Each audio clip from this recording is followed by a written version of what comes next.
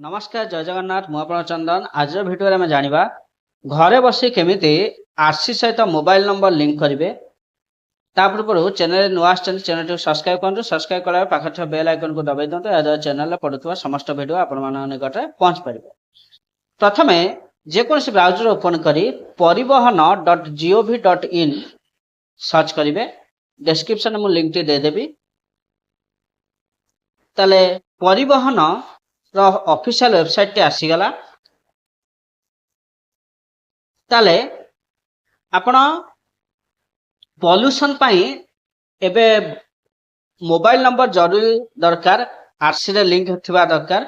सेथि पाई आपण परिवहन.gov.in रो official website को आसीबे।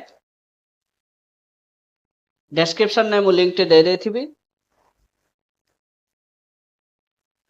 आपण ऑफिशियल वेबसाइट को आसिके ऑनलाइन सर्विस गोटे ऑप्शन देखौथिबो। ऑनलाइन सर्विस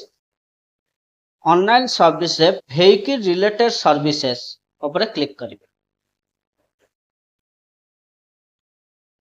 तापरे vehicle related service select state name आपण जो स्टेट हेतिबो ताको सिलेक्ट करिवे।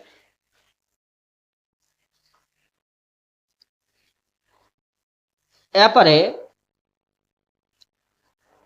व्हीकल रजिस्ट्रेशन नंबर बटन पर क्लिक करिवे। या परे गाड़ी नंबर टी देबे। गाड़ी नंबर टी देला परे चेकबॉक्स देखुथिबे। चेकबॉक्स पर क्लिक करिवे। प्रोसीड पर क्लिक करिवे। तापर प्रोसीड करिवे। वर्तमान बहुत सारा ऑप्शन शो करछि। मोबाइल अपडेट ऊपर क्लिक करिवे। अपडेट मोबाइल नंबर तापर क्लिक करिवे। या परे फुल चेसिस नंबर टी देबे। आरसी रे जो चेसिस नंबर टी अछि ताको देबे। तापर वेरीफाइड डिटेल्स ऊपर क्लिक करिवे। चलंतो चेसिस नंबर टी दे दबा।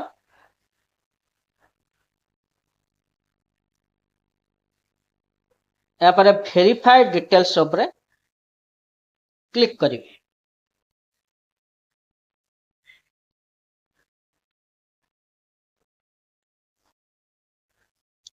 या परे आधार ओटीपी तापर आधार नंबर चूज करिवे। आधार नंबर टी देबे।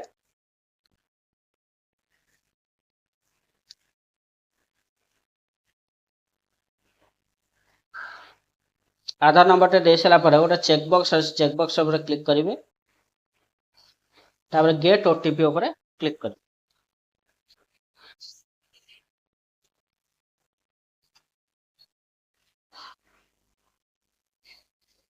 गेट ओटीपी ऊपर क्लिक कला परे ओटीपी टी पळे आसीबो।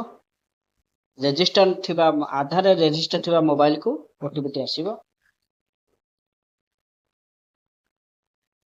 आधार रे आपनकर नेम टी आरसी रे नेम टी समान थिबा दरकार। नहले आपनकर आरसी सहित मोबाइल नंबर लिंक हबो नाही। वर्तमान आधार रजिस्टर नंबर को आसीथिबा ओटीपी टी हमें फिलअप करिबा।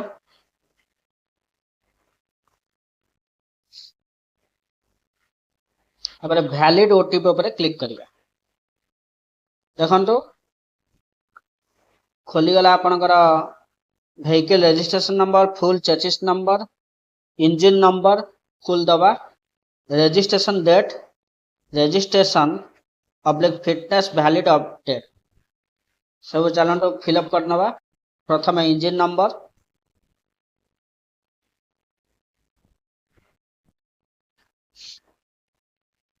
तापर date of registration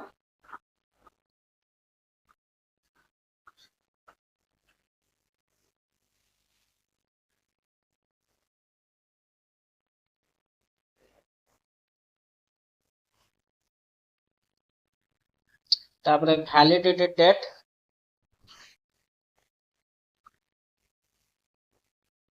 upon RC card रे लिखा हिथिबो। वैलिडिटी डेट केबे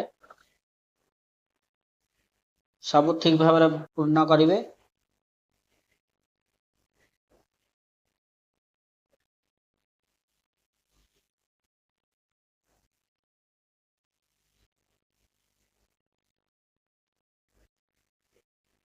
ସବୁ ଠିକ ଠାକ ଫିଲଅପ କରିବେ। ଫିଲଅପ କଲା ପରେ ଶୋ ଡିଟେଲ୍ସ ବଟମ ଟି ଦେଖାଉଛି, ସେ ଶୋ ଡିଟେଲ୍ସ ଉପରେ କ୍ଲିକ୍ କରିବେ। ଦେଖନ୍ତୁ ଆପଣ ଡିଟେଲ୍ସ ଆସିଗଲା।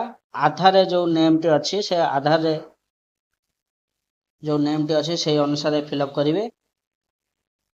ଆଧାରରେ ଯୋଉ ମୋବାଇଲ ନମ୍ବର ଟି ଅଛି ଲିଙ୍କ, ସେ ନମ୍ବର ଟିକୁ ଏଣ୍ଟର କରିବେ।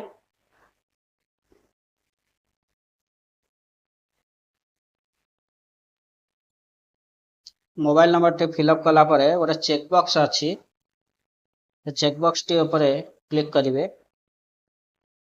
ତଳୁ ଗୋଟେ ଚେକ୍ ବକ୍ସ ଅଛି, ସେ ଚେକ୍ ବକ୍ସ ଉପରେ କ୍ଲିକ୍ କରିବେ। ତାପରେ ଭେରିଫାଏ ବଟନ ଉପରେ କ୍ଲିକ୍ କରିବେ। ତାପରେ ମୋବାଇଲ ଅପଡେଟ ଉପରେ କ୍ଲିକ୍ କରିବେ। ଅପଡେଟ ମୋବାଇଲ ନମ୍ବର, ସେ ବଟନ ଉପରେ କ୍ଲିକ୍ କରିବେ। ଦେଖନ୍ତୁ ଅପଡେଟ ସକ୍ସେସଫୁଲି ଆସିଗଲା।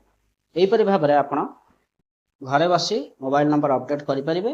ଭିଡ଼ିଓଟି ଭଲ ଲାଗିଥିଲେ ଚ୍ୟାନେଲଟିକୁ ଲାଇକ୍, କମେଣ୍ଟ, ସେୟାର ଏବଂ ସବସ୍କ୍ରାଇବ କରିବେ। ରହୁଛି। ଜୟ ଜଗନ୍ନାଥ।